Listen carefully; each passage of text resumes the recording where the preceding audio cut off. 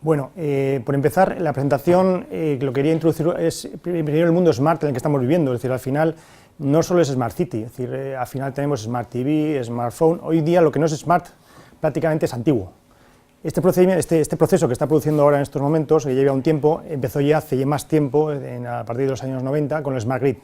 Eso ya lleva bastante tiempo en desarrollo y el origen estaba en Estados Unidos en la necesidad de renovar las redes eléctricas y por lo tanto hacerlo de una forma inteligente para que la inversión fuese lo menor posible.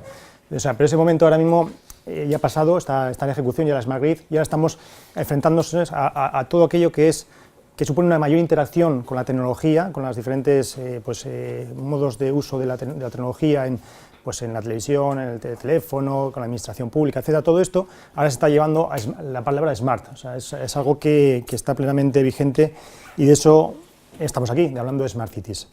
Entonces, en la presentación la he orientado primero hacia una introducción en lo que es la ciudad inteligente, por qué focaliza tanto esfuerzo y tanta atención ahora. Luego entrando en el núcleo por lo que estoy aquí, que es hablar de la energía dentro de esa ciudad inteligente que tiene un montón de componentes, que como ya veremos, pues voy a focalizarme en la parte de energía y voy a terminar con unos casos prácticos, casos que hace mi empresa, que bueno, permiten igual ilustrar por diferentes actividades dentro de la ciudad inteligente. ¿Por qué la ciudad inteligente? ¿Por qué estamos ahora focalizando tanto sobre la ciudad? Bueno, esto está sacado de Naciones Unidas, que hace un recuento de cuánta población y la previsión de población, de crecimiento de población en el mundo. Como veis, este es el que se hizo en 2008, ya está la revisión de 2012, pero vamos, es parecido. Hay un crecimiento bastante grande en la población mundial. Esto, al final, pues lo que ocasiona es una presión por los recursos naturales, por los recursos de energía, de recursos de alimentación, etcétera. Y además, esos recursos cada vez se concentra más, ese requerimiento de recursos se concentra más en las ciudades, es decir, cada vez la población mundial es más urbana. Al final, el hecho de tener que optimizar es justamente para intentar ser sostenibles, la palabra ahora clave, ¿no? La sostenibilidad. Es decir, si es verdad que en Naciones Unidas, en la revisión de 2012, por lo menos las gráficas de crecimiento de población no son exponenciales, es decir, se va a algo más asintótico, o sea, llega un momento en que el número de hijos por familia, por mujer, pues va decreciendo en todos los países y eso hará que a medio término pues, se estabilice la población mundial. Pero de momento estamos creciendo, la previsión del 2050 es que siga creciendo a un ritmo importante y por lo tanto la presión demográfica es bastante alta. Esto no es nuevo, eso en su día, no sé si conocéis las teorías de Malthus, del crecimiento exponencial de la población, el crecimiento lineal de los alimentos, pues ya se pronosticaba que iba a haber problemas, tensiones entre los recursos, en este caso alimenticios, y la población. Al final, ¿cómo se soluciona la ecuación? Pues con la tecnología, es decir, al final hay una variable que es que mediante la tecnología yo soy capaz de obtener más con menos, es decir, ser más eficiente y de esa forma pues podemos seguir creciendo como población y bueno, de alguna forma por el momento viviendo en el planeta, pero eso hay que ir avanzando, es decir, con Malthus pues se creó los cultivos intensivos, con los abonos, etcétera, y eso hizo que fuese la tierra más productiva. Ahora pues estamos en otro nivel de requerimientos. ¿Por qué las ciudades? Hemos dicho que la población crece y crece sobre todo en las ciudades. Es que las ciudades concentran una gran cantidad de población, lógicamente, pero también de riqueza. Es decir, no solo consumen gran cantidad de energía, sino además son donde se crea la mayor parte de riqueza. Ahí veis unas estadísticas, unos números de McKinsey, un estudio que hizo hace unos años, fue en el 2010-11, en el que se ve la riqueza que está concentrada en las ciudades. En este caso se cogieron las 600 ciudades más grandes, y se dijo que ahí vivían 1,5 mil millones, o sea, 1.500 millones de habitantes, de los 7.100 millones de habitantes que hay en el planeta. Bueno, ahí viene un poco la riqueza. Luego hay otros estudios, como por ejemplo el que hizo... Vaya, esto va con un poquito de retraso.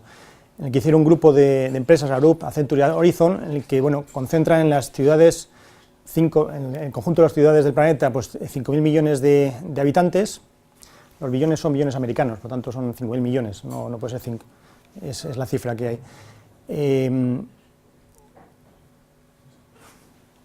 Esto es importante porque esto la Comisión luego lo dice también, es decir, el 40% de la energía se consume en los edificios, también dice la cantidad de puestos de trabajo y de crecimiento en lo que se llama Smart Grid, en lo que es la Smart Grid, que como he dicho antes lleva un poco más de tiempo en ejecución, que es el 50% de los nuevos trabajos están relacionados con las tecnologías verdes, con la Smart Grid, etcétera, ¿no? Y luego la comisión, que ya nos viene más cercano. Estos estudios son globales y la comisión, que es la que nos impone más condiciones o más avance, en la que dicen, por ejemplo, que en Europa el 68% de la población vive ya en áreas urbanas, que consume el 70% de energía total de la Unión Europea y que es responsable del 75% de las emisiones de gas invernadero. Como veis, estos son los factores que hacen que la ciudad pues, cobre cada vez más importancia y se focalicen las acciones en la ciudad. Definición. Pues la verdad que la ciudad inteligente es un concepto muy heterogéneo, muy transversal, y según a quien preguntes te dirá una definición y otro. Aquí tenemos la definición Telefónica lo puede corroborar, que estuvo aquí y aparece por aquí. Entonces, si veis, hay como dos tipos de definiciones. Hay una definición más orientada a TICs, a la tecnología de información y comunicaciones, por ejemplo la primera de Forrester Research y la Telefónica, que efectivamente hacen hincapié en que las tecnologías de información y comunicación son las que van a permitir dar ese salto en eficiencia, y eso es así. Pero, bueno, hay otras definiciones que son más neutras respecto a la tecnología, o sea, al final lo que hacen es orientar más hacia servicio al ciudadano, o sea, el ciudadano es el que tiene que ser el beneficiario de esta eficiencia energética y de esta innovación en las ciudades inteligentes. Entonces, por ejemplo, el del Círculo Tecnológico Cataluña, el Smart City son una serie de iniciativas que quieren mejorar la sostenibilidad y la calidad de vida de los habitantes de las ciudades. Ya digo, cada uno, según la orientación, define la ciudad según sus intereses, pero vamos, no hay una definición estándar, es un concepto muy heterogéneo y por lo tanto es muy difícil de abordar en su conjunto. Al final hay como diferentes áreas y van atacando por diferentes aspectos. Modelos. Por lo mismo que definiciones tampoco hay una definición única, modelos tampoco hay un modelo único, hay muchos tipos de modelos y depende de quién lo haga y la orientación que tiene, los objetivos que tienes, define unos factores u otros. Este es un proyecto europeo de European Smart Cities que lo que trata es de crear una serie de variables, bueno, hay una serie de características, factores, indicadores, para categorizar cómo inteligente es una ciudad. Entonces recorre un abanico de áreas en las que están, por la parte de energía está por ahí, la parte de transporte, la parte de smart governance, la parte de gobierno inteligente, digo, todo es smart, ahora mismo ya todo es smart, ¿no? Y aquí pues traten de evaluar luego una ciudad respecto a estos índices, una valoración, y sacan pues una valoración de ciudad inteligente para el estudio que hacen en cada ciudad. Le otorgan a cada factor un peso y con eso van consiguiendo pues una puntuación. Otro modelo, el de Instituto Catalán, el de IDC y CTecnocat, que bueno, caracteriza la ciudad por diferentes, esto es más normal, diferentes pilares, en el que está la parte de gobierno, que es importante, la administración pública que tiene mucho que decir en la ciudad, los edificios, que vemos después es una parte también muy importante dentro de las eficiencias para conseguir en las ciudades, la movilidad, energía y medio ambiente y servicios inteligentes. Quería daros otro modelo más, este de aquí. Actualmente este está en elaboración, lo pongo porque estamos trabajando en una cosa que se llama bueno, está mal la transparencia, eso no es el modelo de IDC Tecnocat, es el modelo de la grupo de interplataformas de ciudades inteligentes, es decir, a nivel europeo y español hay una cosa que se llama plataformas tecnológicas, no sé si las conocéis, es una agrupación de agentes sobre un tema concreto que tratan de ver cómo va a ser la evolución de ese tema a futuro y dar pasos para que aquello se haga una realidad. Entonces, está la plataforma de redes inteligentes, la plataforma del agua, la plataforma de comunicaciones, hay una serie de plataformas, ¿no? Pues han agrupado una serie de plataformas que tienen que ver con la ciudad y han formado lo que es el grupo de interplataformas de ciudad inteligente, que tratan justamente de ver tecnológicamente cuál va a ser la visión de la ciudad a futuro y de alguna forma motivar acciones de innovación para acercar esa ciudad a la realidad. Entonces, aquí se han dividido también justamente la ciudad en diferentes áreas, está la energía y medio ambiente, edificios e infraestructuras, movilidad y gobiernos y servicios sociales, con diferentes aspectos relacionados dentro de esas grandes patas. Y los han considerado como tres áreas más transversales, en las que estarían las tecnologías de información y comunicación. Como he dicho antes, están a la base de todo, es decir, prácticamente ahora sin tecnologías de información y comunicación pues consigues muy poco, ¿no? O sea, consigues mucho, pero tienes que comunicarlo e informatizarlo, automatizarlo. En baterías y sensores y seguridad. Y ese es el modelo que está en elaboración en la plataforma. Como veis, una vez más, los modelos, depende de cómo se originan, pues tratan de encuadrar el que lo origina, pues su actividad dentro de unas áreas que difieren según la organización.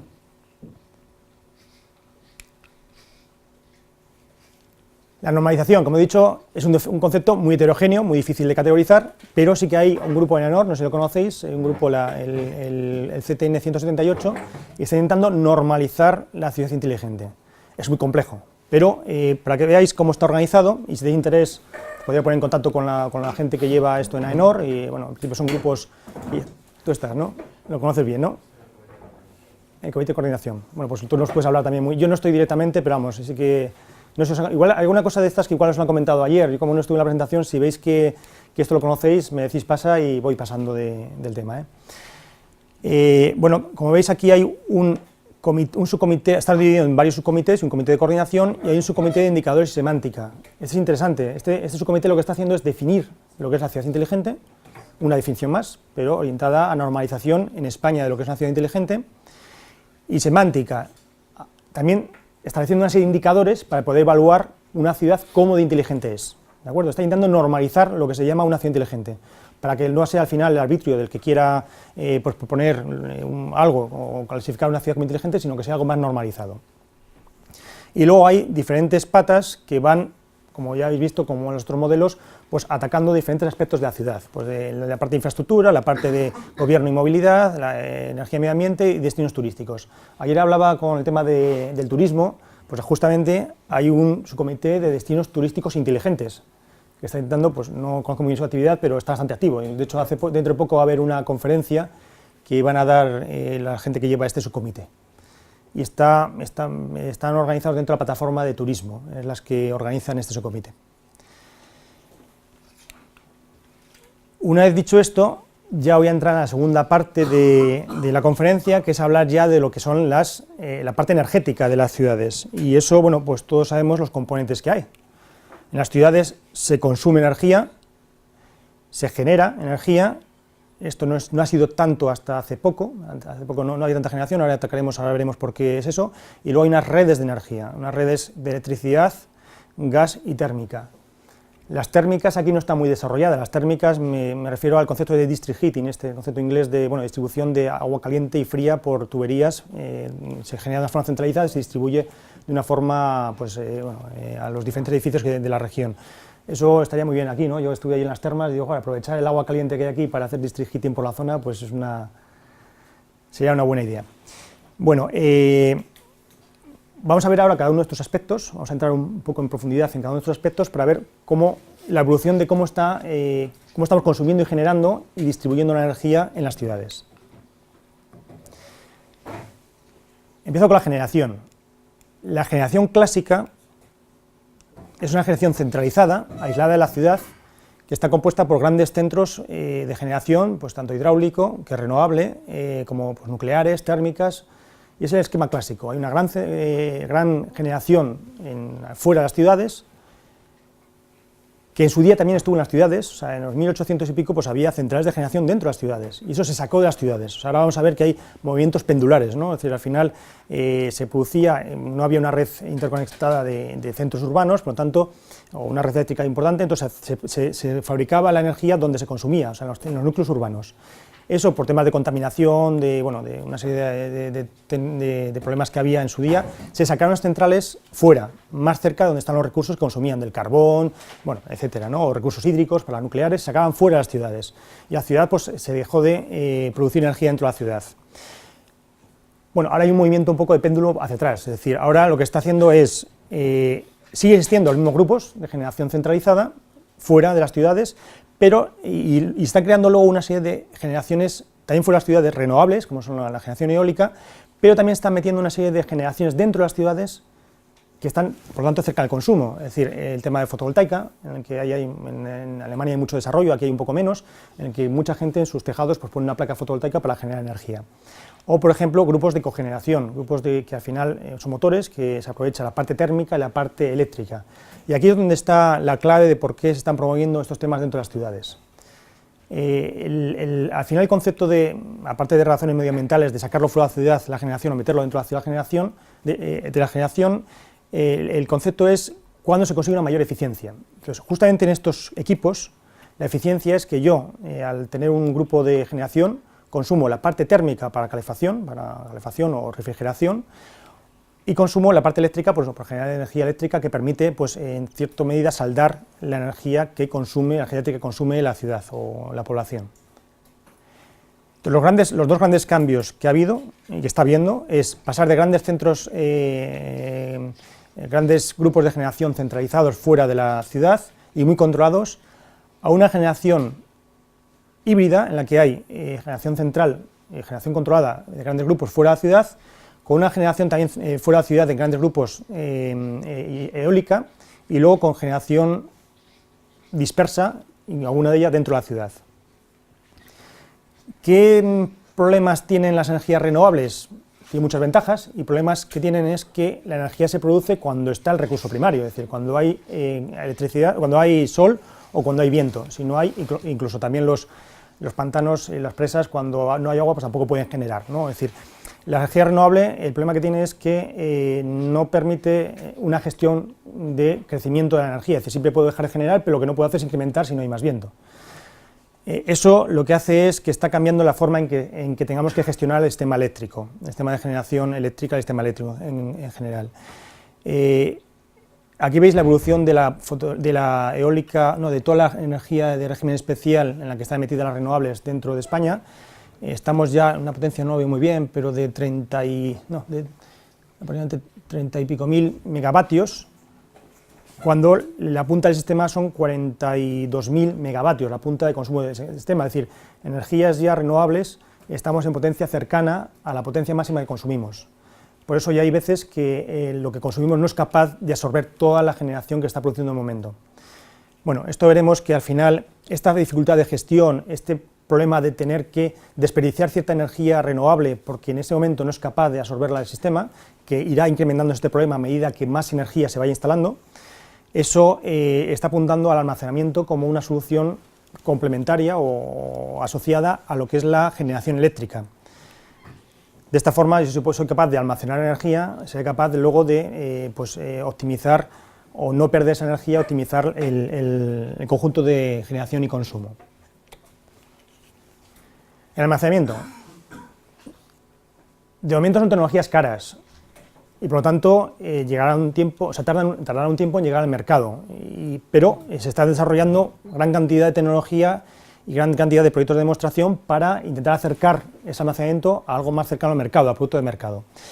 Lo que sí que es clásico ya son los bombeos reversibles, es decir, oye, tengo una presa y luego dos presas, lo que puedo hacer es bombear agua cuando tengo que absorber energía excedentaria, o turbinar agua, producir energía eléctrica cuando tengo un déficit de energía. Entonces hay una acumulación de gran cantidad de energía mediante agua, mediante salto hidráulico.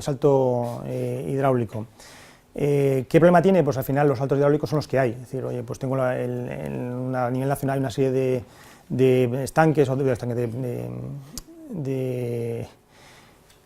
reservas o de presas, y yo al final tengo que contar con eso, con la geografía del país, y tiene una limitación.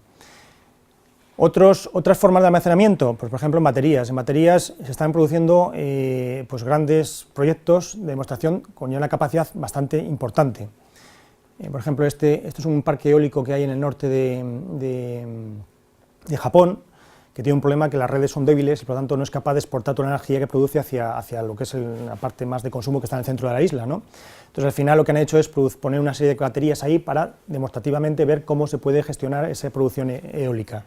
Es un proyecto demostrativo, por lo tanto todo está sujeto a ayudas, no hay un retorno económico respecto a esto, pero ya veis que el tamaño que está adquiriendo ya son pues unas 34 megavatios de baterías en potencia, con un almacenamiento de 6 horas de almacenamiento de energía en esas baterías.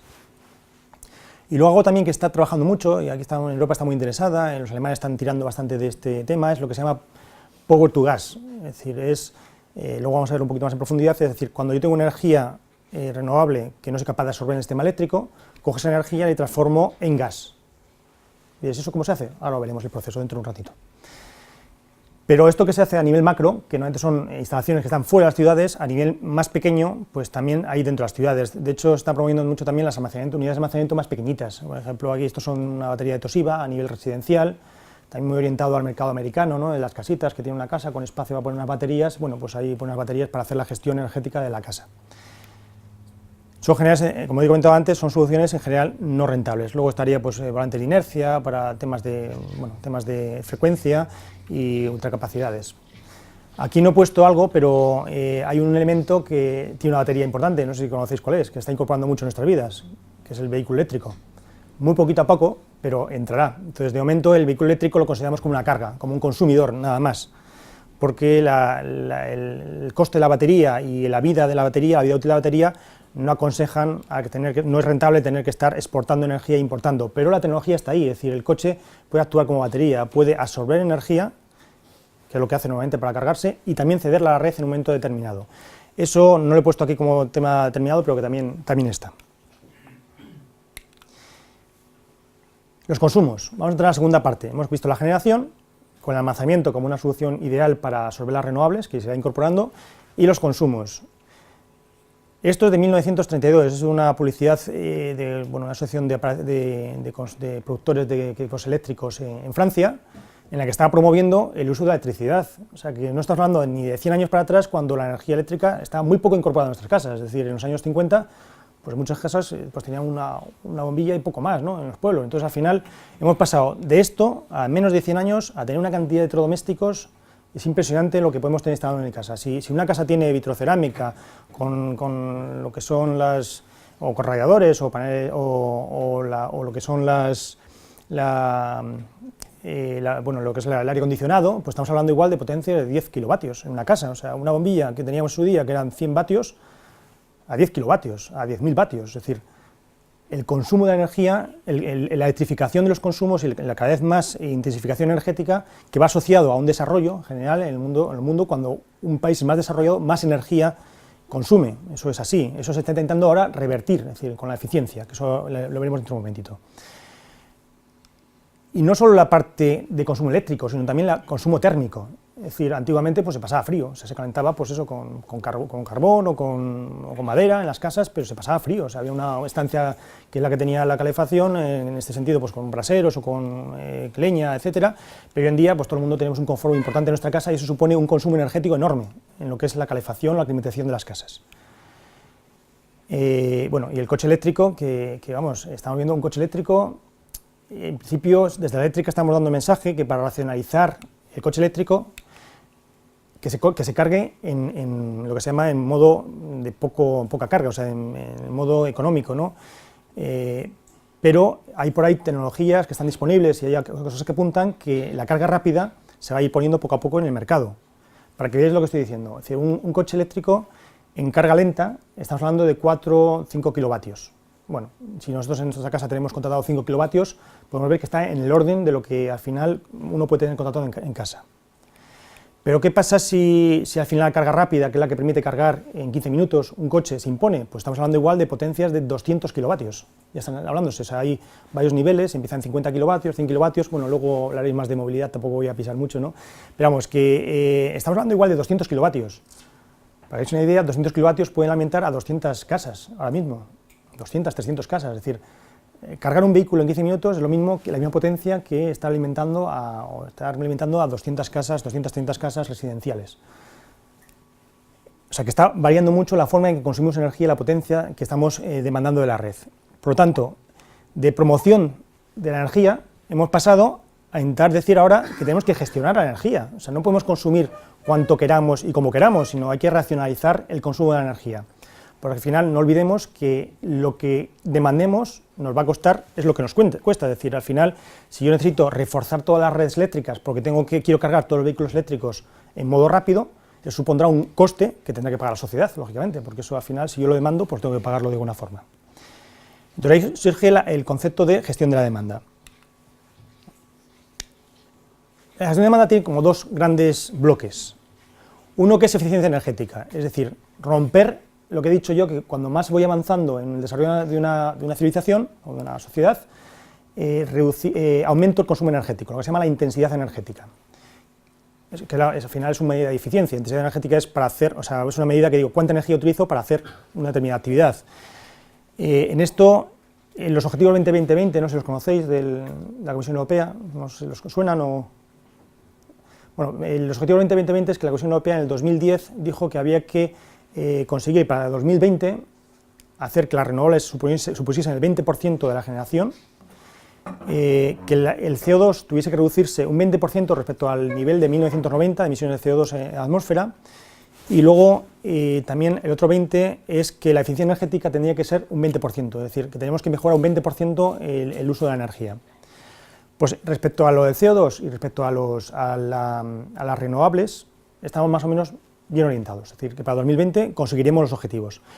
Pero respecto a la eficiencia energética, no se está consiguiendo los objetivos. De hecho, están diciendo que igual llegaremos al 10%. Entonces, ahí la Comisión está imponiendo ahora nuevas medidas para intentar fomentar y en cierta medida, apretar a que caminemos más rápido en la parte de eficiencia para poder cumplir el objetivo del 2020. Y eso que estoy diciendo del 2020 se queda corto respecto a lo que está hablando ya del 2050, que es reducciones de emisiones y todo respecto del 80 al 95%, o sea, es mucho más exigente, ¿no? Entonces yo aquí, si no conocíais, os recomiendo leer, esto está en castellano, que también lo podéis encontrar en inglés, entiendo que portugués también estará, una directiva de eficiencia energética de finales del año pasado, 2012, en la que la Comisión da una vuelta de tuerca más para intentar que pues la Unión Europea consiga el objetivo 2020. Detrás de esto, lo que se quiere hacer es ser más eficiente, significa consumir menos del exterior. O sea, España, Europa es dependiente del exterior, es decir, ahora mismo toda la energía que se consume en la Unión Europea, el 54% viene del exterior. Si no se remedia el tema, para el 2035 ese 55%, aproximadamente 55%, se va a convertir en un 80%, que dependiendo si se explota lo de shale gas, bueno, puede quedarse un 60%, pero está apuntando al 80%, es decir, la energía que importa la Comisión Europea en el 2035, la Unión Europea en el 2035 puede suponer el 80% de toda la energía que se consuma. En España ya estamos ahí, España estamos consumiendo el 80% de nuestra energía viene de fuera, entonces ese 80% significa el 4% de nuestro PIB, es decir, todos los años el 4% de nuestra riqueza lo estamos pagando en energía del exterior. Entonces, detrás de todas estas políticas de fomento de energías renovables que son autóctonas, etcétera, está este concepto de dependencia energética del exterior. Y aquí, en esta directiva, se insta a los Estados miembros a fijar objetivos concretos, bueno, concretos son tentativos, pero objetivos de reducción o de mejora de la eficiencia energética. Y es importante que lo veáis porque eso nos va a afectar a todos. Es decir, dentro de la directiva se establecen como varios capítulos. Uno de ellos es, por ejemplo, el tema de los edificios. Y dentro de los edificios, en los que, como comentaba antes, el 40% de energía se consume en los edificios, lo que se está haciendo es fomentar la renovación de los edificios, y se está tomando como modelo los edificios públicos.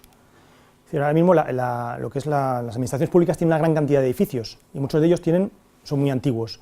Entonces, se está teniendo como modelo el que se mejore la eficiencia energética en los edificios. De hecho, se está comentando que el 3% de los edificios se renueve cada año. Y hay que hacer planes de eficiencia en este sentido. Eso yo creo que llegará a todos. No sé muy bien cómo se trasladará desde los organismos centrales, desde lo que es el Estado, hasta las regiones y hacia los ayuntamientos, pero eso llegará. Entonces, se está pidiendo planes para poder, para justamente implementar esta eficiencia en los edificios públicos. También se está imponiendo otras medidas, o se está promoviendo otras medidas, que la adquisición pública, que es hay una gran cantidad de dinero que se destina a eso, a comprar, lo que compra armamento, a todo lo que compra la administración pública, se impongan conceptos de eficiencia, es decir, que se premie dentro de la adquisición, en las licitaciones, la eficiencia. Es otra de las claves que se ponen dentro de este documento para poder conseguir más eficiencia. También otra de las cosas que se dice es fomentar la cogeneración, lo que he comentado yo hace un momentito, es que aprovechar grupos térmicos que generen electricidad y calor y se aprovechen justo en el consumo, es decir, que yo pueda en un edificio generar energía eléctrica, generar calor para la climatización del propio edificio y a la vez generar electricidad. Con eso consigo es un incremento en la eficiencia. Y eso también está como apuntado ahí, del facilitar que se pongan estos grupos de cogeneración en los edificios, no solo por la administración pública, sino también por las eléctricas, por ejemplo. También nos ponen una serie de deberes a las eléctricas en facilitar estos avances. Hay en torno al 30, en abril, los Estados miembros tienen que presentar una planificación para poder ver cómo se implementa esta directiva a nivel de Estado miembro, y se tendrá que transponer en junio del año que viene. En junio de 2014 se transpondrá esta directiva, certificar los planes ya nacionales para poder implementar esta directiva. Por eso digo, la apuesta en eficiencia es muy importante y va a haber dinero para ello y es algo que se quiere focalizar mucho, y esto es clave en las ciudades. Detrás de esto no solo hay la reducción, como comentaba antes, de dependencia del exterior, la factura energética, sino también está lo que es creación de puestos de trabajo y aquí una serie de saldos en los que al final se ve que esto es económicamente bueno para la Unión Europea. No es fácil, al final hay un tema de inversión inicial importante, que con la parte financiera como estamos ahora, pues es complicado de acometer, pero se va hacia allá. Y el otro gran área dentro de la eficiencia energética es la respuesta a demanda, que también está metido dentro de la directiva. ¿Qué significa respuesta a demanda? Es que los consumidores participen más en el mercado energético. Es decir, hasta ahora todos en casa lo que tenemos es una tarifa plana, es decir, no se fomenta para nada un consumo diferencial. Sin embargo, la energía no cuesta a todas horas lo mismo. Y es más, no cuesta a todas horas lo mismo ni está disponible a todo el momento la energía renovable. Entonces, lo que se fomenta también es alguna forma que que el sector envíe unas señales de precio, unas señales técnicas hacia los clientes, no solo residenciales, sino industriales, todo tipo de clientes, para intentar motivar ciertos cambios en el uso de la electricidad y optimizar el sistema. Lo que hay detrás de esto es que, al final, el sistema de generación, distribución, transporte y distribución eléctrica, todo eso se dimensiona para dar servicio a la potencia máxima, es decir, todo el mundo cuando hacemos la luz, pues la luz se enciende, o sea, cuando hay interruptores la luz se enciende, ¿no? Entonces, al final todo el sistema se optimiza para eso, pero eso no tiene por qué ser rentable, es decir, igual cuando estamos en el momento de máximo consumo, están entrando unas generaciones que no son muy rentables. Detrás de la generación de la respuesta a demanda lo que se trata es decir, oye, pues modifica tus hábitos para intentar consumir cuando la energía es más barata, que es muchas veces cuando la energía está más disponible, cuando hay menos uso. Y también hay otra segunda componente, intenta consumir energía cuando está disponible, es orientado a las renovables, es decir, si yo soy capaz de poner las cargas eléctricas que tengo cuando hay generación renovable, pues estoy consumiendo recurso autóctono. Si las pongo siempre cuando no está la renovable, pues estoy consumiendo energía de fuera. Todo esto con la salvedad de lo que he dicho de almacenamiento, pero bueno, esto es un recurso mucho más sencillo. Al final es una crítica que se hace mucho a este tipo de respuesta de demanda, es decir, yo en mi casa, ¿qué voy a controlar? Si yo cuando llego a casa, pues enciendo la luz, quiero que no se encienda la luz. Bueno, aquí hay que empezar voy a decir dos cosas respecto a esto, porque es una crítica muy normal. No todas las cargas son las mismas, es decir, las cargas gestionables son las que se pueden acumular, todas en casa tenemos todos climatización, calefacción, algunas cosas a veces son eléctricas, esas son cargas gestionables, hay otras que no, cuando enciendo la televisión, pues eso no puedo gestionar porque quiero ver la televisión en ese momento, ¿no? Pero hay una serie de cargas que sí son gestionables, y eso justamente va hacia ese tipo de cargas. Y otros conceptos es decir, oye, me voy a tener que estar preocupando yo cuando la energía es más cara, más barata, para poner los equipos a funcionar o no. Otro de los conceptos clave es la automatización. Todo esto pasa porque las casas se vayan automatizando, las casas y en general la industria, todo. Es decir, que al final haya un gestor energético y lo que haga es controle esas cargas que pueden ser diferibles, pues que las controle y las ponga cuando más óptimo es. Y a cambio de todo esto tengo un rendimiento económico, es decir, me baja la factura de la luz. Pero es otra de las grandes áreas en la parte de gestión de demanda que se está trabajando sobre ello. Esto que veis aquí es una gráfica de diferentes formas de gestionar la demanda, diferentes señales que hay para gestionar la demanda. El flat rate es lo que estamos acostumbrados, tarifa plana. Da igual a qué hora consuma, la energía me cuesta igual. Pero luego hay una serie de tarifas que son por periodos, que también las conocemos, la tarifa nocturna clásica, que es la tarifa de 2 periodos, en que tratan de discriminar, es decir, yo si consumo por la noche, que es cuando la energía, menos gente consume, pues bueno, pues al final lo que hago es desplazar consumos del pico de energía al valle, y eso pues tiene un beneficio porque no sigo teniendo que construir pues infraestructuras adicionales para poder dar servicio a esa demanda. Hasta llegar al último término, que es esto hay cada vez más variable, las tarifas, puede haber tarifas por periodos fijas, por todo el año, o estacionales, o bueno, etcétera, y luego la última de todos es la RTP, la Real Time Pricing, que es que yo tengo un precio de energía horaria, cada hora me va variando el precio de la energía, que parece que es en el último término lo más eficiente. Pero claro, yo en casa en general no podemos estar preocupados de qué precio tiene la energía cada hora porque nos volvemos locos. Entonces ahí es lo que he comentado, que esto tiene sentido cuando se va automatizando, a nivel que se van automatizando las cargas. Y por último, las redes. Las redes en las ciudades la verdad que han desaparecido. Es decir, en todas las redes desaparecen, nadie ve las redes, nadie es consciente de las redes, y sin embargo las redes son muy importantes, porque sin las redes ese flujo energético entre consumo y generación no se podría dar. Entonces, pero como desde hace ya muchos años se han ido enterrando en las ciudades y bueno, poniendo entre los edificios, debajo del suelo, las redes de energía, pues no se ven, no somos conscientes de ellas. Las redes, ¿qué es lo que está pasando con ellas? Bueno, pues que están dando respuesta a estos cambios que he comentado, es decir, en la generación las redes pasan de tener que distribuir una energía centralizada con un grupo que es controlable, que es capaz de, a la demanda, ir siguiéndola, las necesidades de demanda, a través de una red de transporte y distribución hacia los usuarios finales. Es la red que ha habido pues, en el siglo pasado hasta pues los 1980, por ahí. A partir de 1980-1990, en la década esa, se empezó a meter la generación distribuida, por lo tanto ya no era tan así, ya había generación en la parte final, en la parte pegada al cliente. Y ahora mismo lo que es la red inteligente, lo que trata es de justamente gestionar todos esos flujos energéticos que son no solo de la parte central de los grandes grupos central, hacia las ciudades, hacia los consumos, sino también la energía que se produce dentro de los grupos dentro de las ciudades, y también la energía renovable, de gestionar todo lo que es la entrada, salida de energía renovable, porque es mucho más variable, ¿no?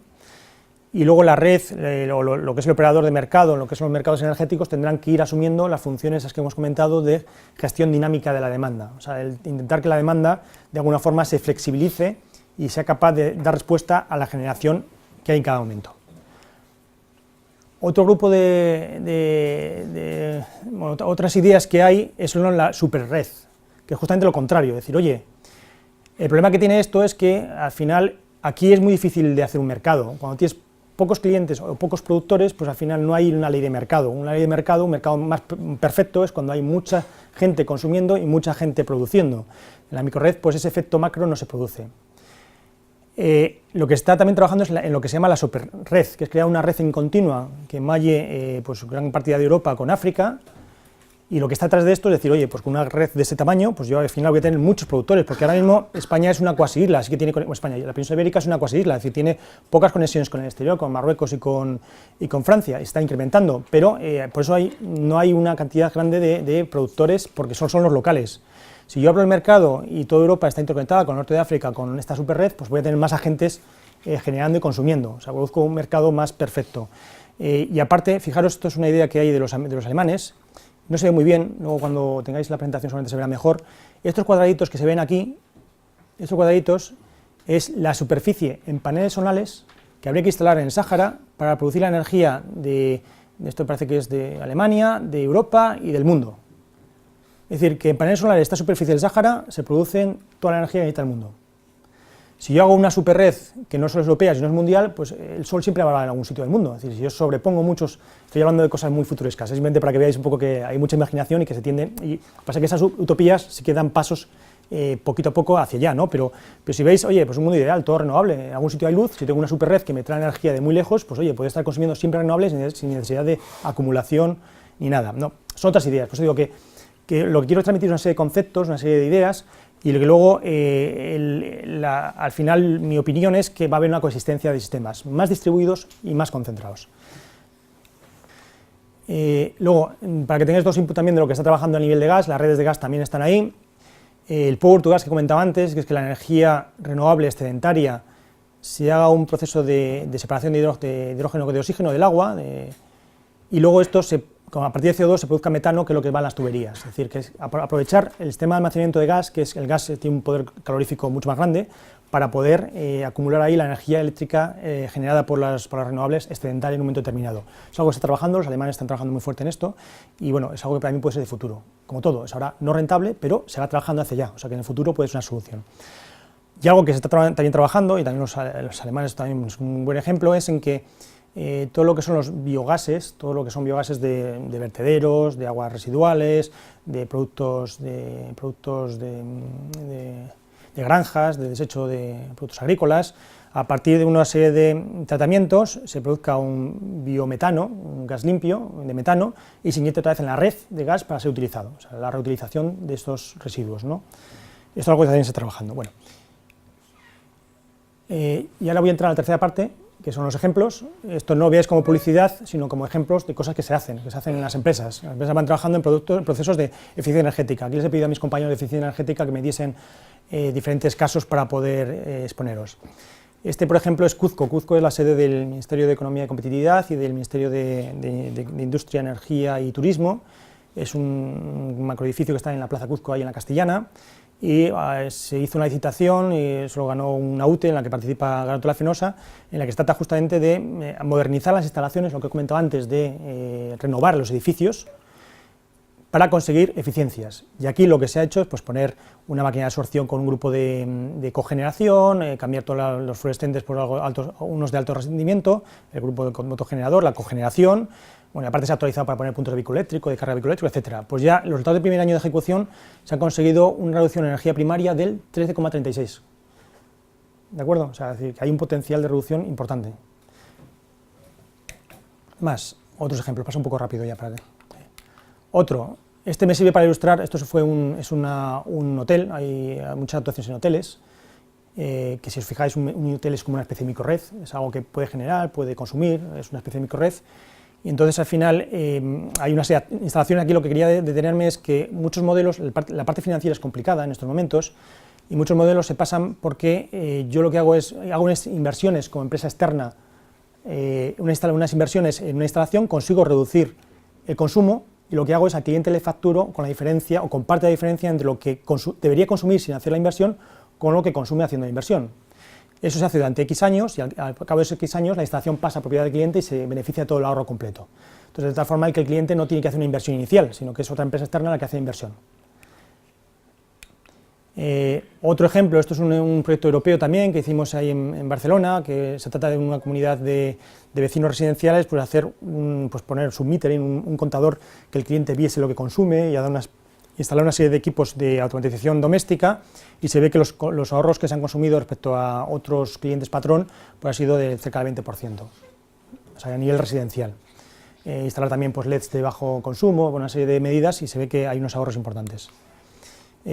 Otra de las cosas que trabajamos es en la eficiencia en el transporte. Esto, por ejemplo, es en Madrid, en Madrid y en otras provincias españolas estamos convirtiendo lo que es los autobuses urbanos, que eran diésel, a metano, o sea, a consumir gas natural. ¿Qué ventaja tiene eso? Pues que el gas natural consume mucho, emite menos CO2, emite muchas menos emisiones contaminantes de NOx, etcétera, y bueno, ahí veis un poco las cantidades que están, bueno, la reducción de costes también, etcétera, ¿no? Entonces al final son estaciones de compresión de gas, que lo que hace es comprimir el gas y eso luego se inyecta en el autobús. Y yo creo más, simplemente por terminar, unas claves, 3 ejes en las ciudades inteligentes: la eficiencia, integración. Los mensajes que están dando en las ciudades inteligentes es que es un marco único para colaborar empresas privadas, ciudadanos y administración pública en buscar soluciones. Y reutilización, o sea, es buscar, por ejemplo, lo que he comentado antes, es decir, oye, las aguas residuales, cómo sacar ahí metano para poder reutilizar eso y utilizarlo de una forma conveniente. Activadores, colaboración. Como es un concepto muy heterogéneo y muy complicado el tema de las ciudades inteligentes, gran parte del desarrollo de RECI, tuviste ayer a RECI, o también la plataforma europea de ciudades inteligentes, la Smart City Stakeholders Platform, lo que se basa mucho su funcionamiento es en mirar modelos de éxito en una ciudad y hacerlos públicos. O sea que eso, al final, compartirlo con otras ciudades y ver de esa colaboración, ver si surgen ideas para implantar en otros sitios. Demostración. La Comisión Europea está, como hay algunas de las tecnologías no son rentables, se está poniendo dinero para demostrar, pero a una escala grande, es decir, no una demostración en piloto en laboratorio, sino una escala real de implantación con un número de clientes pues, afectado importante, ¿no? Entonces, la demostración es otra de las claves también, intentar ir acercando esas soluciones no rentables al mercado. Normalización, al final, cuanto más normalizadas sean las soluciones, más fácil va a ser implementarlas. Y regulación, hay ciertas cosas que si no cambian las reglas de juego, pues no podemos hacerla. La gestión de la demanda pues todavía está un poco lejos porque todavía no es muy flexible, la regulación no lo admite, por ejemplo, ¿no? Pero todas esas cosas que se están discutiendo y con el tiempo llegarán. Y la última clave que quería comentar, que es bastante importante ahora, es la financiación. Ahora el problema es que, bueno, pues ahora sabemos cómo estamos en la crisis, es decir, ahora conseguir dinero para financiar proyectos, cuando la inversión importante es la de inicial, es complicado. Entonces, bueno, aquí no voy a dar pistas, simplemente os voy a referenciar, porque no me extiendo más, os voy a referenciar este documento, que es de la plataforma europea de Smart Cities, en la que hace una recopilación muy interesante y muy completa de todas las herramientas que hay de financiar, desde el Banco Europeo de Inversiones, el programa Marco, que va a dar bastante dinero para estos proyectos de innovación y de eficiencia, los fondos estructurales, de interés podemos hablar de ellos, y luego también, por ejemplo, cosas más novedosas, el crowdfunding. Hay proyectos basados en crowdfunding que ha funcionado, bueno, pues hay otras formas de financiar que son un poco más novedosas, pero están reflejadas. Me parece muy interesante para el tema de financiación, me parece un documento interesante que te permite, bueno, pues saber un poquito qué vías puedes tener para financiar.